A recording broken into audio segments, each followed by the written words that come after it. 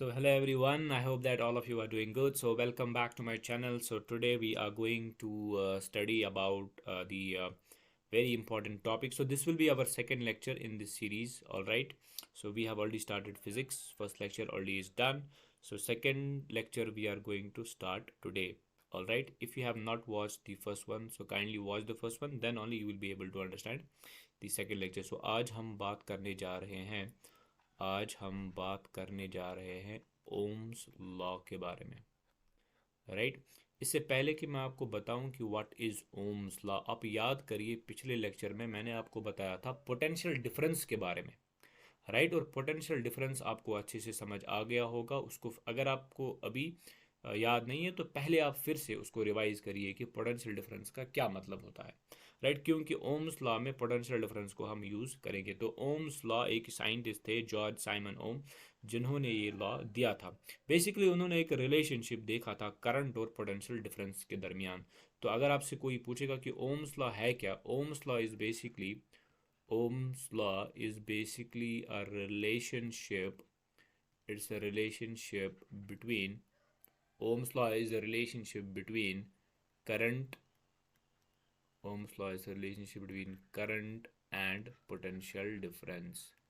Current and the potential difference, दोनों ही चीज़ों के बारे में हमने बात की है। करंट के बारे में भी बात की है, पोटेंशियल डिफरेंस के बारे में भी बात की है। पोटेंशियल डिफरेंस को कभी कभी वोल्टेज भी बुलाया जाता है, तो कंफ्यूज होने की ज़रूरत नहीं है। आप बोलेंगे सर ने पोटेंशियल डिफरेंस तो बताया बट वोल्टेज के बारे में कुछ भी नहीं बताया है। So potential difference end voltage is same thing. तो रिलेशनशिप बताया करंट और पोटेंशियल डिफरेंस के दरमियान। तो अकॉर्डिंग टू दिस लॉ, इस लॉ के हिसाब से इलेक्ट्रिक करंट जो एक कंडक्टर में फ्लो कर रहा है, that is directly proportional to the potential difference, right. तो ये है ओम्स लॉ। ओम्स लॉ के हिसाब से the current that is flowing through a conductor, एक कंडक्टर में से जितनी करंट जा रही है वो किस पे डिपेंड है, डायरेक्टली रिलेटेड है पोटेंशियल डिफरेंस के।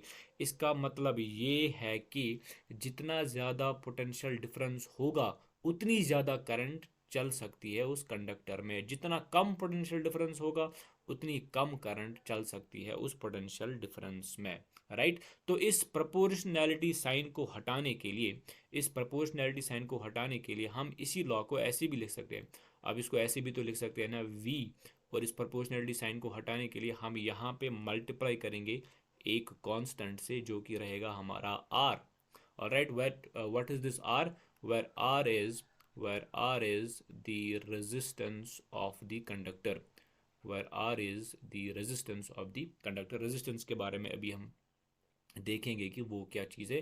फिलहाल आप इतना याद रखो कि रेजिस्टेंस मतलब है जो करंट चल रहा है ना कंडक्टर में, उसको अपोज कर रहा है कोई चीज़, उस करंट को, उस इलेक्ट्रॉन्स को चलने ही नहीं देता है, उसको कहते हैं रेजिस्टेंस। इसी इक्वेशन को रीअरेंज करके, इसी इक्वेशन को रीअरेंज करके हम ऐसे भी लिख सकते हैं that I is equal to V by R. ठीक है ना, ये जो आई यहाँ पे है ना, इस आर को हम यहाँ पे डिवाइड करेंगे, क्लियर। तो this is the rearrangement of the same equation. So I is equal to V by R. अब इस इक्वेशन से हमें यहाँ पे क्या पता चल रहा है? इस इक्वेशन से हमें ये पता चल रहा है कि जो करंट है, राइट, जो करंट है और रेजिस्टेंस है, इनका आपस में इनवर्स रिलेशनशिप है। मतलब अगर रेजिस्टेंस ज़्यादा है तो करंट क्या होगा? करंट होगा कम। अगर रेजिस्टेंस कम है तो करंट क्या होगा? करंट होगा ज़्यादा। ठीक है ना, तो ये कहाँ से आता है? इसी ओम्स लॉ से हमें यहाँ पे समझ आता है। आप ऐसे भी समझ सकते हैं ना कि अगर आप रेजिस्टेंस को डबल करेंगे, यहाँ पे मैं लिख ही देता हूँ कि अगर आप रेजिस्टेंस को इंक्रीज कर रहे हैं, यानी कि रेजिस्टेंस को अगर आप डबल कर रहे हैं 2 टाइम्स, अगर आप रेजिस्टेंस को डबल कर रहे हैं ना, तो करंट क्या हो जाएगी? तो करंट बहुत कम हो जाएगी। Current will get halved, right, current will get halved. तो इसका यही मतलब है कि अगर आप रेजिस्टेंस को इंक्रीज कर रहे हैं तो करंट जो है वो बहुत कम हो जाएगी। इसको कहते हैं जी relationship between relationship between resistance and the current. और ये हमने कहाँ से निकाला? ओम्स लॉ से ही निकाला। और जो conductors, the conductors which obey Ohm's law, जिन जिन जिन जिन कंडक्टर्स में ये वाली रिलेशनशिप होल्ड करती है, मतलब ऐसा ही हमें देखने को मिलता है, उन कंडक्टर्स को हम बोलते हैं, they are called as ohmic conductors, they are called as ohmic conductors. ठीक है ना? उन कंडक्टर्स को हम क्या बोलते हैं? उन कंडक्टर्स को हम बोलते हैं ओमिक कंडक्टर्स। क्लियर? तो यही है जी आपका ओम मसला, और इसमें कुछ भी नहीं है। मेन इसमें यही है, ये वाली इक्वेशन जो हमने यहाँ पे डराइव की, पोटेंशियल डिफरेंस। इसीलिए मैं आपको बोल रहा था कि पोटेंशियल डिफरेंस को पहले फिर से रिवाइज करिए अगर आपको वो भूल गया है तो, क्योंकि ऐसा हो सकता है ना कि नई नई चीज़ है और आप उसको अच्छे से समझ नहीं पा रहे हो और या याद नहीं कर पा रहे हो। तो अब हम रेजिस्टेंस को थोड़ा सा अलग से पढ़ेंगे। तो इसके बाद वी हैव रेजिस्टेंस। इसके बाद वी हैव रेजिस्टेंस। तो रेजिस्टेंस, जैसा आपको नाम से ही पता चल जाता है कि रेजिस्टेंस का मतलब होता है कि बेसिकली रेजिस्टेंस में ये क्या करता है कि जो कंडक्टर में से इलेक्ट्रॉन्स फ्लो हो रहे हैं, जो कंडक्टर में से जो करंट फ्लो हो रही है, उस करंट को रोकने की कोशिश की जा रही है, राइट, तो उसको कहते हैं रेजिस्टेंस। इसका मतलब ये है कि जब करंट चलती होगी ना, तो उस करंट को कोई ना कोई चीज़ रोकती है, उस करंट को कोई ना कोई चीज़ हिंड्रेंस पेश करती है, राइट, उस चीज़ को हम बोलते हैं रेजिस्टेंस। ऑल राइट, और ये रेजिस्टेंस किसकी वजह से हो सकती है? It can be because of mutual collision of the electrons. जो इलेक्ट्रॉन्स होते हैं ना, जब ये मूव कर रहे होते हैं, mutual collision of electrons, right, जो इलेक्ट्रॉन्स है ना, जब ये मूव कर रहे होते हैं कंडक्टर में, तो ये क्या होंगे? आपस में कोलाइड करते होंगे, आपस में कोलाइड करते होंगे, जिसकी वजह से इनकी जो स्पीड है ना, इनकी जो स्पीड होती है वो कम हो जाती होगी। और एक और बात, उधर जो है ना मेटल में, मेटल उधर जो कंडक्टर में है, you also have metal, right, metal ions you have. तो जो इलेक्ट्रॉन्स है ना, ये मेटल आयन्स के साथ भी कोलाइड कर जाते हैं, और कोलाइड करेंगे मेटल आयन्स के साथ, तो ये मेटल आयन उनकी स्पीड को रोकता है, उनको आराम से फ्रीली उनको चलने नहीं देता है। इस वजह से जो हमारा आता है रेजिस्टेंस। अब ऊपर देखिए इस वाली इक्वेशन में इधर से ही हमें रेजिस्टेंस का इक्वेशन भी मिलेगा। हमने यहाँ पे लिखा I is equal to V by R. अब इन दोनों को एक्सचेंज करेंगे, हम लिखेंगे आर यहाँ पे और आई लिखेंगे यहाँ पे, ठीक है ना? तो इन दोनों को मैं एक्सचेंज करूंगा यहाँ पे। तो देयर फोर रेजिस्टेंस किसके बराबर होगा? रेजिस्टेंस होगा बराबर वी बाई आई के। तो आपको एग्जाम में पूछ सकते हैं रेजिस्टेंस का फॉर्मूला भी, राइट। तो resistance is equal to V by, फिर से वही इक्वेशन बनी, जब रेजिस्टेंस ज़्यादा होगी तो करंट कम होगी, करंट जब रेजिस्टेंस कम होगी तो करंट क्या होगी? करंट होगी ज़्यादा। तो ये हो गया जी हमारा जो रेजिस्टेंस का है, it will be the equation for the resistance. और ये भी याद रखिए, जो एस आई यूनिट है, कल से हम एस आई यूनिट भी पढ़ रहे हैं इन क्वांटिटीज़ का। तो इस रेजिस्टेंस को कैसे मेजर करते हैं कि कितना रेजिस्टेंस है? S I unit of resistance is the ohm, right. तो कितना रेजिस्टेंस है? हमारे पास बहुत सारे रेजिस्टर्स हो सकते हैं जिनकी कैपेबिलिटी जो रेजिस्टेंस की है ना, वो अलग अलग कैपेसिटी हो सकती है, राइट। तो कितना है? 5 ओम रेजिस्टेंस है, 10 ओम रेजिस्टेंस है, 20 ओम रेजिस्टेंस है। तो इसको कैसे मेजर करते हैं? It is measured in the ohms. Alright, this is the SI unit of the resistor. Alright, तो इस इक्वेशन के हिसाब से, इसी इक्वेशन के हिसाब से हम ये भी तो लिख सकते हैं ना कि एक कंडक्टर की रेजिस्टेंस 1 ओम होगी। ये जो सिंबल है ना, ये ओम के लिए इस्तेमाल किया जाता है। एक कंडक्टर की रेजिस्टेंस 1 ओम हो सकती है अगर अगर उसका पोटेंशियल डिफरेंस 1 वोल्ट होगा, और अगर उस कंडक्टर में से 1 एम्पियर करंट जा रही है। क्लियर? अगर एक कंडक्टर में से, if we have a conductor where the potential difference is 1 volt और 1 एम्पियर करंट उसमें से जा रही है, तो इसका मतलब है कि उसकी रेजिस्टेंस क्या होगी? उसकी रेजिस्टेंस होगी 1 ओम। और राइट, उसकी रेजिस्टेंस होगी 1 ओम। और हम ये कहाँ से निकाल रहे हैं? इसी इक्वेशन से हम यहाँ पे इस चीज़ को बता रहे हैं। क्लियर? और फिर से वही बात जो है, रेजिस्टेंस को अगर आप कम करेंगे तो करंट ज़्यादा हो जाएगी। तो इतना ये हमेशा हमारे लिए बेटर रहता है कि अगर हमारे पास ऐसा कंडक्टर हो ना जिसमें रेजिस्टेंस कम से कम हो, तो उससे हमें फ़ायदा मिलेगा, लॉस ऑफ एनर्जी बहुत कम होगा। आप देखते होंगे ना, जो भी हमारे पास चीज़ें होती हैं ना, इलेक्ट्रिसिटी से जो चलने वाली चीज़ें होती है, आप हमेशा देखेंगे उनमें अक्सर हीट भी जनरेट होता है। तो वो हीट जनरेट होता है रेजिस्टेंस की वजह से, मतलब वो जो हीट वहाँ पे जनरेट हो रहा है, वो एक किस्म का आपका जो एनर्जी है ना, वो ज़ाया हो रहा है। ठीक है ना, वो ज़ाया हो रहा है। So that is just because of the resistance. और जैसा कि मैं आपको अभी बोल रहा था कि जो हमारा रेजिस्टेंस है, हमारे पास कुछ सब्सटेंसेस होते हैं, कुछ मटेरियल्स होते हैं जिनको हम बोलते हैं रेजिस्टर्स। ठीक है ना, जिनको हम बोलते हैं रेजिस्टर्स। अब रेजिस्टर क्या है? रेजिस्टर एक ऐसा कंपोनेंट है, एक ऐसा कंपोनेंट है सर्किट का जो ऑफर करेगा रेजिस्टेंस। एक ऐसा कंपोनेंट है एक इलेक्ट्रिक सर्किट में। It is basically a component in the electric circuit which offers resistance, which offers resistance. Resistance तो एक फिनोमिना है, लेकिन रेजिस्टेंस होती किसकी वजह से होगी? रेजिस्टर्स की वजह से भी हो सकती है। कभी कभी हम जानबूझकर इलेक्ट्रिक सर्किट में कुछ ऐसा कंपोनेंट लगाते हैं जिनका काम ही होता है इलेक्ट्रिक करंट को रोकना। उन्हीं चीज़ों को हम बोलते हैं रेजिस्टर्स, राइट। और इन रजिस्टर से हम काफ़ी सारे इलेक्ट्रिकल डिवाइसेस भी बनाते हैं, काफ़ी सारे इलेक्ट्रिकल डिवाइसेस भी बनाते हैं। एक आपका एग्जांपल हो गया जी आपका आयरन, ठीक है ना, जिससे आप अपने क्लोथ्स को आयरन करते हैं, राइट। और आपने देखा होगा उसमें भी तो हीट ही जनरेट होता है ना, इसीलिए तो हम यूज़ करते हैं। और इसीलिए वहाँ पे यूज़ होता है किसका? रजिस्टर का। और कुछ अलॉयज़ होते हैं, कुछ अलॉयज़ होते हैं हमारे पास, जैसे कि एक तो हो गया निक्रोम, ठीक है ना, जैसे एक तो हो गया निक्रोम, दूसरा हो गया हमारा कॉन्स्टेंटन, और दूसरा हो गया हमारा मैंगनीन। All right, manganin. अब ये क्या चीज़ है? अलॉय का मतलब होता है जब आप दो या दो से ज़्यादा मेटल्स को आपस में कंबाइन करोगे और उनका एक ही सॉलिड बनाओगे, उन्हीं चीज़ों को हम बोलते हैं अलॉय, राइट। इनका काम क्या होता है? निक्रोम का, कॉन्स्टेंटन का, मैंगनीन का, इनका काम होता है एक्ट करना एज अ रजिस्टर। तो ये करंट को रोकते हैं, जिसकी वजह से क्या प्रोड्यूस होता है? जिसकी वजह से प्रोड्यूस होता है हीट। और राइट, जिसकी वजह से प्रोड्यूस होता है हीट। और याद रखिए, इन सभी सब्सटेंसेस में, निक्रोम में, कॉन्स्टेंटन में, मैंगनीन में, they are all having what? They are all having high resistance. They are all having what? They are all having high resistance. ये इंपॉर्टेंट है यहाँ पे जी, ठीक है ना। तो ओम्स लॉ क्लियर हो गया, रेजिस्टेंस क्लियर हो गया, रेजिस्टर क्लियर हो गया।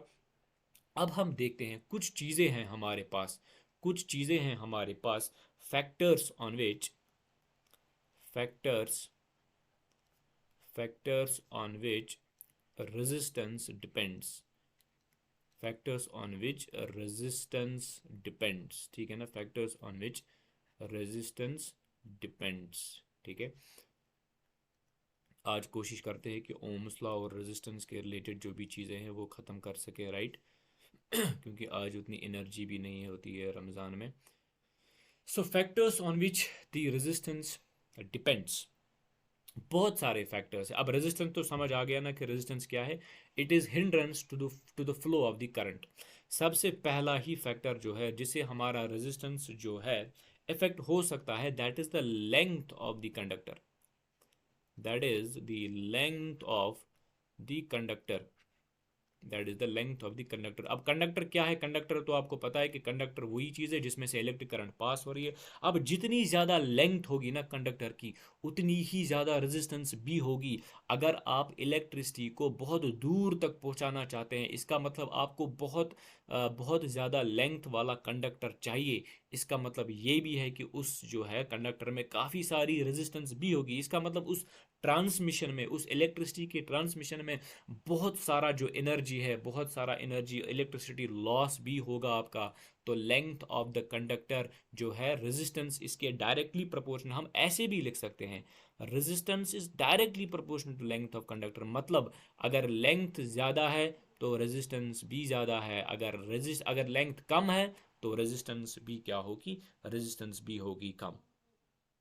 ऑलराइट, इसका मतलब ये है कि अगर आप लेंथ को डबल कर रहे हैं, ठीक है ना, अगर आप लेंथ को डबल कर रहे हैं तो रेजिस्टेंस भी डबल होगी। अगर आप लेंथ को हाफ कर रहे हैं तो रेजिस्टेंस भी हाफ हो जाएगी। ऑलराइट, क्योंकि इनका डायरेक्ट रिलेशन है, ठीक है ना, डायरेक्ट रिलेशन है इनका। तो ये तो हो गया जी आपका लेंथ ऑफ कंडक्टर। और दूसरा हो गया हमारा area of cross section, area of, लेकिन एरिया ऑफ क्रॉस सेक्शन किसका? एरिया ऑफ क्रॉस सेक्शन किसका? Area of cross section of conductor. याद रखिए एरिया ऑफ क्रॉस सेक्शन। देखिए अगर रेजिस्टेंस ऑफ कंडक्टर को देखेंगे ना, it is inversely related, resistance of a conductor is inversely related to area of cross section. अब area of cross section को आप समझिए ना, ये मानो कि ये एक कंडक्टर है, राइट। अब इस कंडक्टर का जो एरिया ऑफ क्रॉस सेक्शन है ना, यहाँ पे जैसे कितनी तार, ये जो इलेक्ट्रिक वायर है ये कितनी मोटी तार है, और राइट ये इलेक्ट्रिक वायर जो है कितनी मोटी है, उसी को हम कहते हैं एरिया ऑफ क्रॉस सेक्शन। तो यहाँ पे देखिए resistance is inversely proportional to area of cross section. मतलब अगर एरिया ऑफ क्रॉस सेक्शन बहुत ज़्यादा है तो रेजिस्टेंस क्या होगी? कम। अगर एरिया ऑफ क्रॉस सेक्शन कम है तो रेजिस्टेंस क्या होगी? ज़्यादा, राइट। तो इन दोनों के दरमियान, लेंथ और रेजिस्टेंस के दरमियान डायरेक्ट रिलेशन है, और रेजिस्टेंस और एरिया ऑफ क्रॉस सेक्शन के दरमियान क्या है? We have an inverse relation. मतलब दोनों अपोजिट में जाएंगे। अगर एरिया ऑफ क्रॉस सेक्शन को आप इंक्रीज कर रहे हैं ना, तो रेजिस्टेंस जो है वो डिक्रीज होगा। अगर आप एरिया ऑफ क्रॉस सेक्शन को डिक्रीज कर रहे हैं तो रेजिस्टेंस क्या होगा जी? आपका इंक्रीज होगा जी आपका। ऑल राइट, इसका यही मतलब होता है। अगर आप एरिया ऑफ क्रॉस सेक्शन को डबल कर रहे हैं तो रेजिस्टेंस यहाँ पे क्या हो जाएगी? हाफ हो जाएगी, बिकॉज इन दोनों का क्या है?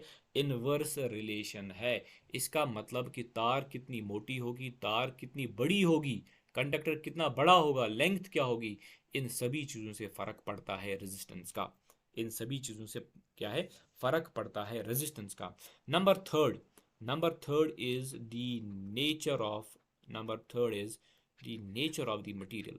जो आपका कंडक्टर है ना, उसका मटेरियल जो है उसका नेचर कैसा है? क्योंकि कॉपर वायर भी हो सकती है, सिल्वर वायर भी हो सकती है, राइट। तो that is called as nature of the material. तो हमेशा याद रखिए जो रेजिस्टेंस ऑफ अ कंडक्टर है, it depends on the nature of the material जिससे ये बना होगा। कुछ मटेरियल्स की जो रेजिस्टेंस होती है वो कम होती है, और कुछ मटेरियल्स की रेजिस्टेंस ज़्यादा होगी, ठीक है ना। तो रेजिस्टेंस डिपेंड्स ऑन तो resistance depends on the nature of the material. Depends on the nature. आपसे एग्जाम में पूछा जा सकता है कि resistance depends on which of the following. तो कभी आपको लेंथ देंगे, कभी आपको एरिया ऑफ क्रॉस सेक्शन देंगे, और कभी आपको जो है नेचर ऑफ मटेरियल भी दे सकते हैं। तो याद रखिए जो नेचर ऑफ मटेरियल होगा, जैसे कॉपर, और आपसे ये भी पूछा जा सकता है कि क्या कॉपर और सिल्वर का जो रेजिस्टेंस है सेम होगा? नहीं, ये ज़रूरी नहीं है, क्योंकि रेजिस्टेंस जो है नेचर पे डिपेंड है कि ये मटेरियल का नेचर किस तरीके का है, ठीक है ना। इसीलिए कुछ कंडक्टर्स में से इलेक्ट्रिक करंट जो है बहुत आराम से पास होती है, और कुछ कंडक्टर्स में इलेक्ट्रिसिटी जो है आराम से पास नहीं हो सकती, क्योंकि उनका नेचर जो है अलग अलग का होता है, राइट। तो ये होगी तीन चीज़ें। अभी एक और इफेक्ट है, विच इज़ दी, उसके लिए मैं नया पेज यहाँ पे ओपन करता हूँ। तो which is the effect of temperature, right. तो fourth one is about temperature. ये बहुत ही इंपॉर्टेंट है, राइट। तो fourth one is about temperature, right. Fourth one is about temperature. तो इसमें आप कुछ चीज़ें याद रखेंगे। एक चीज़ आप ये याद रखेंगे, अगर हम बात करते हैं कंडक्टर की, कंडक्टर आपको पता होगा कि कंडक्टर क्या है। अगर हम बात करते हैं कंडक्टर की, तो याद रखिए resistance of a conductor increases linearly with increasing the temperature. मतलब हायर द टेम्परेचर, ये जो मैं ऊपर वाला एरो दिखा रहा हूँ ना, इसका मतलब होता है इंक्रीज। मतलब higher the temperature, higher will be the resistance of the conductor. लेकिन किसकी? कंडक्टर की। Higher will be the resistance. अब रेजिस्टेंस मैंने आपको बोला था ना कि इलेक्ट्रॉन्स आपस में कोलाइड करते हैं, या इलेक्ट्रॉन्स मेटल के साथ कोलाइड करते हैं। जब आप मेटल का टेम्परेचर इंक्रीज करेंगे ना, तो इलेक्ट्रॉन ज़्यादा वाइब्रेट करेंगे, मेटल भी ज़्यादा वाइब्रेट करेगा, तो इलेक्ट्रॉन्स को अच्छे से मूवमेंट करने में बहुत प्रॉब्लम आएगी। इसीलिए increase in temperature results in increase in the resistance. Direct question पूछ सकते हैं कि what is the effect of increase in temperature on the resistance. तो टेम्परेचर इंक्रीज होगा तो रेजिस्टेंस भी इंक्रीज होगी, राइट। तो ये हुआ जी कंडक्टर्स के बारे में।